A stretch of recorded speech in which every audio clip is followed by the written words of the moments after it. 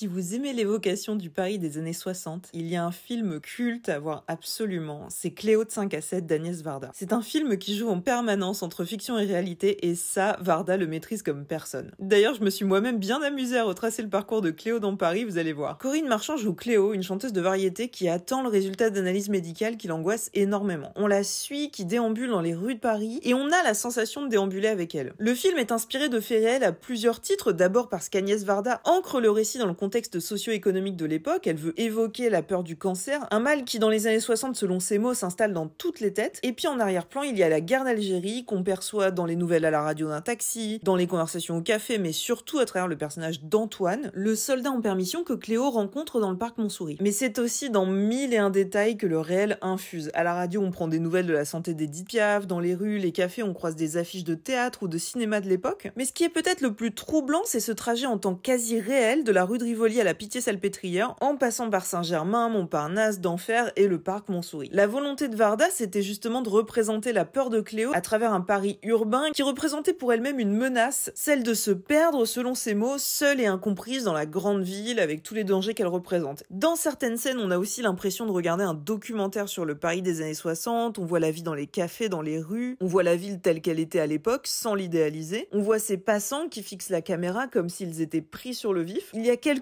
ellipses qui sont très discrètes, mais la plupart des trajets sont filmés en temps réel, et c'est ce que voulait Varda pour rendre le film encore plus plausible, et ça c'est un vrai tour de force. Je sais pas si vous avez vu Before Sunset, mais on pense forcément un peu à Cléo de 5 à 7 en le regardant, parce qu'on a cette même impression de déambulation en temps réel. Sauf que dans ce film, les personnages se téléportent d'un arrondissement à l'autre juste en tournant au coin de la rue, alors qu'avec Varda, tout est ancré dans Paris tel qu'il est sans tricher. D'ailleurs, c'était vraiment très intéressant de reproduire ces trajets pour faire cette vidéo. On part de la rue de Rivoli, où l'on rencontre Cléo chez une cartomancienne. On passe par la rue des Bourdonnais, où elle entre dans un café et retrouve sa gouvernante. Puis on va chez Francine, une boutique située à cet angle et depuis laquelle on voit la Samaritaine. On la suit ensuite en taxi sur le Pont Neuf, où l'on regarde la ville à travers ses yeux, on aperçoit la conciergerie. On prend la rue Guénégaud, où on débouche sur la rue Mazarine. On traverse le boulevard Saint-Germain et on arrive rue de Condé. Et d'ailleurs, pour l'anecdote, si vous passez par ici aujourd'hui, vous croiserez toujours un bus qui va au lycée Michelet-de-Vanves, le 58. Ensuite, on aperçoit le Sénat, on longe le jardin du Luxembourg, on va passer un peu de temps chez Cléo dans cette rue du quartier de Montparnasse, on reconnaît encore très bien l'entrée d'ailleurs, et on y croise ses musiciens dont l'un est joué par un tout jeune Michel Legrand, l'occasion de cette scène cultissime où il accompagne Corinne Marchand au piano sur Sans Toi. Et puis, débarrassée de ses artifices, Cléo entame la deuxième partie de sa déambulation. Elle se rend au Dôme, une institution de Montparnasse, elle s'engouffre dans la rue Delambre jusqu'à Edgar Quinet, et là je vais vous sauter quelques étapes sinon ce sera trop long, mais en gros on va aboutir au parc Montsouris pour une scène mémorable où Cléo danse et chante dans cet escalier, elle rencontre Antoine ici devant cette cascade, et enfin ils se rendent en bus à l'hôpital de la Pitié-Salpêtrière. D'ailleurs je me rends compte que j'ai filmé tellement de plans au cours de cette déambulation que si ça vous tente je peux faire une vidéo juste pour retracer son parcours et partager les adresses de chaque lieu. Dis-moi en commentaire ce que tu as pensé de ce film si tu l'as vu, si tu connaissais son histoire, n'hésite pas à m'écrire si tu veux que je m'attaque à un autre lieu de la capitale ou un autre film sur Paris, et surtout abonne-toi pour plus d'histoires parisiennes.